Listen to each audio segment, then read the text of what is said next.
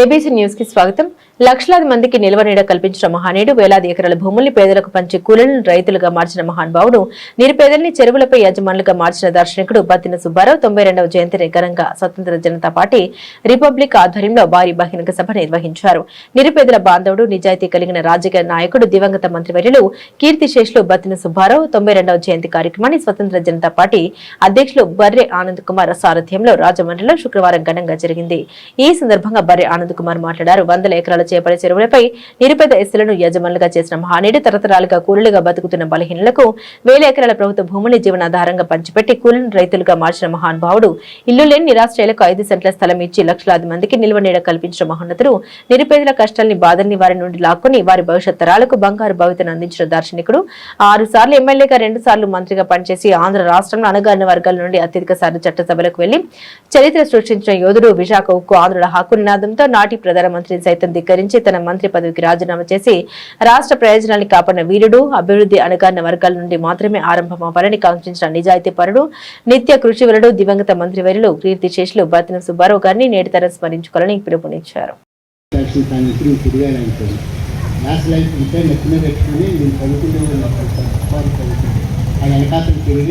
ఆయన ఓట్లు మన జాతి, మన కులాన్ని, మన వాడిని మనం చూసుకోవాలని ఇంటికి తిరిగి అన్నట్టు నాతో పాటు 10 మంది కుర్రాళ్ళు తయారయ్యి బత్తి సుబ్బారావు గురించి ఈ తిరిగి పోరాటం చేసి ప్రతి ఎలక్షన్ కూడా బత్తి సుబ్బారావు ముందు నెగెత్తుతున్నాను. అయితే కాపు వర్గం అంతా కలిసి ఒకసారి ఓడించడానికి ప్రయత్నం చేశారు. అప్పుడు కూడా మేము చాలా పోరాటం చేసాం. ఒకే ఎలక్షన్లో ఆయన ఓడిపోయి పార్టీ అందరూ కాపులందరూ ఏర్పడిపోయి మన ఎస్సీ వాళ్ళు, బీసీ వాళ్ళు అందరూ నాటలు డబ్బులు కొనేసి పొగాళ్ళు 35,000, 40,000 కొనేసి షణ్ముఖరావు వగైరా కార్మిక గ్రామాలు అందరూ డబ్బులు పడినారు.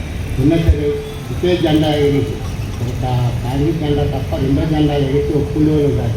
ఆ వీధిలో పిలిచి అలా చదువులకి ఆయన ఇప్పించేవాళ్ళు. అలా పోరాటం చేసి నిప్పించేవాళ్ళు బత్తిన సుబ్బారావు మహానుభావుడు. ఆయన ఏమి సంపాదించుకోవాలి. ఇప్పుడు కూడా పాలనలో పూరిగా ఉంది.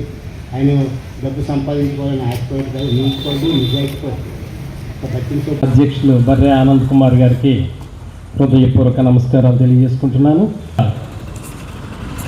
మన జాతి వారు ఎవరైనా ఎదగాలని తలంపు కలిగితే వెనకాతలున్నటువంటి వెన్నెముక లాంటి మీరందరూ కూడా సపోర్ట్ చేసి బహుబలంగా నిలవబడగలిగితే అణగారిన వర్గాల్లోంచి వచ్చినటువంటి బీసీ, ఎస్సీ, ఎస్టీలు ప్రజాస్వామ్యంలో అధికారాన్ని చేజిక్కించుకుంటేనే తప్ప మన దరిద్రాల నుండి బయటికి రాలేమని అచ్చ తెలుగులో చెప్తున్నాను. ఎవరము ఆ టైం వచ్చేపాటికి దిగజారే పరిస్థితులు కనబడుతున్నాయి. మన ఆనంద్ కుమార్ గారు పోటీ చేసినప్పుడు నేను ఖచ్చితంగా విజయంతో వస్తారని చెప్పి నా వంతు చాలా ప్రయత్నాలు చేశాను. కానీ వారిని మంచి ఓటింగ్తో వచ్చినప్పటికి కూడా విజయం వారి దగ్గరలోకి వెళ్ళలేకపోయింది. దానికి కారణం మనలో ఐక్యత లేకపోవడం. మన కుటుంబాల్లో ప్రతి ఒక్కరూ కూడా చదువు మీద శ్రద్ధ పెట్టండి. మీ బిడ్డలని ఎవరికో జెండా మూసేవారిగా పెట్టొద్దు దయచేసి. మీరంతా ఈ మహానుభావుడు వీరిని పెట్టి 99 సంవత్సరాలు, దాదాపు 99వ జయంతిని మనం చేసుకుంటున్నాము అంటే వారు చేసినటువంటి జాతిలో అద్భుతాలను పెట్టే కదా, సాధించిన దాన్ని పెట్టే కదా. మీ బిడ్డలందరికీ విద్య కావాలి. ఆ విద్య యందు మీరందరూ కూడా పరిపూర్ణమైనటువంటి స్వతంత్రం బిడ్డలకు ఇచ్చి నిజాయితీ కలిగిన రాజకీయాలు అనే ఒక పదం అన్న వాక్యం కానీ వచ్చినట్లయితే అక్కడ మొదటి స్థానంలో దివంగత మంత్రివర్యులు కీర్తిశేషులు బత్తిన సుబ్బారావు గారు మాత్రం ఉంటారు. ఎందుకంటే 6 సార్లు ఎమ్మెల్యేగా, 2 సార్లు మంత్రిగా చేసినప్పటికీ కూడా ఎక్కడా ఎటువంటి చిన్న అవినీతి మచ్చ కూడా లేకుండా అత్యంత నిజాయితీపరుడుగా ఆయన చూపినటువంటి రాజకీయ లౌక్యం కానీ, లేదా చాణుక్యం కానీ, లేదా అత్యంత నిజాయితీగా కలిగినటువంటి ఆ విధానం కానీ ఇది ప్రస్తుత రాజకీయ నాయకులందరికీ కూడా తెలియజేయాల్సిన విషయం. ఎందుకంటే ఒక చిన్న గ్రామ సర్పంచ్ పదవి కోసం అనేక అవినీతి దారులు తొక్కేటువంటి ప్రస్తుత సామాజిక పరిస్థితుల్లో ఉప ముఖ్యమంత్రి పదవి ఇస్తామని చెప్పి ముఖ్యమంత్రి గారే స్వయంగా ఇంటికి వచ్చి బతిలాడుతున్నప్పటికీ కూడా ఆయన నియోజకవర్గంలో ఓటు వేసిన ప్రజలకు నేను దూరం అవ్వకూడదని నేను తీసుకోవట్లేదని చెప్పి నిరాకరించిన వ్యక్తి. కొన్ని లక్షల మందికి ఇళ్ల స్థలాలు ఇచ్చి, కొన్ని వేల ఎకరాల భూములని పేదలకు పంచి, కొన్ని వందల ఎకరాల చెరువుల భూములు ఏదన్నాయి అన్నటువంటి పేదలకు పంచినటువంటి అత్యంత నిరాడంబరుడైన గొప్ప వ్యక్తి, ప్రజల మనిషి, పేదల బాంధవుడు. అలాంటి మహనీయుడు బత్తిన సుబ్బారావు గారి విషయం చరిత్ర మర్చిపోవడం అత్యంత బాధాకరమైన విషయం.